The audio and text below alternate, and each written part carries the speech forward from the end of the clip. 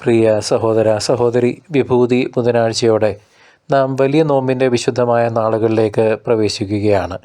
മനുഷ്യ, നീ മണ്ണാകുന്നു, മണ്ണിലേക്ക് തന്നെ നീ മടങ്ങും എന്നും ഓർക്കുക എന്ന ഗൗരവമേറിയ വചനഭാഗം ഉൽപ്പത്തി 3:19 നാം വായിക്കുന്നു.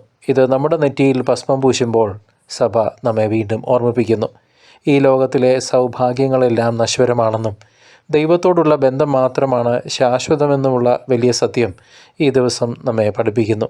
നമ്മുടെ പാപങ്ങളെക്കുറിച്ച് ആഴത്തിൽ അനുദപിക്കാനും ഹൃദയം നൊന്ത് ദൈവത്തിങ്കിലേക്ക് തിരികെ വരാനുമുള്ള ഒരു വിളി കൂടിയാണിത്. വിഭൂതി തിരുനാൾ കേവലം ഒരു ചടങ്ങല്ല, മറിച്ച് നമ്മുടെ ആത്മാവിനെ ദൈവത്തിലേക്ക് തിരിച്ചുവിടുന്ന ഒരു വലിയ ആത്മീയ യാത്രയുടെ തുടക്കം. നോമ്പുകാലത്തെ ഈ ആദ്യ ദിനം ഉപവാസത്തിലൂടെയും പ്രാർത്ഥനയിലൂടെയും നമ്മെ തന്നെ ശുദ്ധീകരിക്കാൻ സഹായിക്കുന്നു.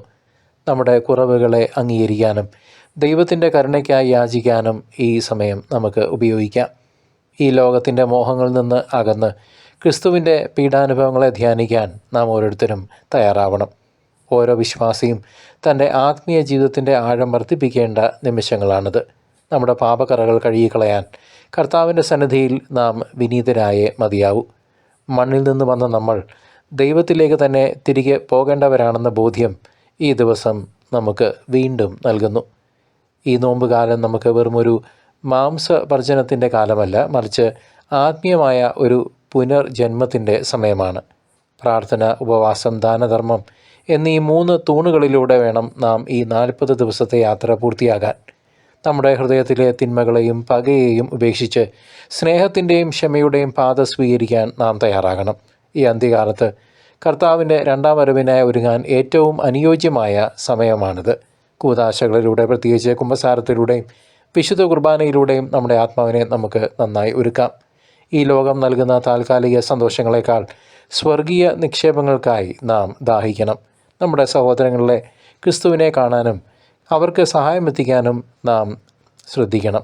പരിത്യാഗങ്ങൾ സന്തോഷത്തോടെ സ്വീകരിച്ച് ക്രിസ്തുവിൻ്റെ കുരിശിൻ്റെ വഴിയെ നമുക്കും ഒരുമിച്ച് നീങ്ങാം. അവിടുത്തെ പുനരുദ്ധാന മഹിമയിൽ പങ്കുചേരാൻ ഈ ഒരുക്കം അനിവാര്യവുമാണ്.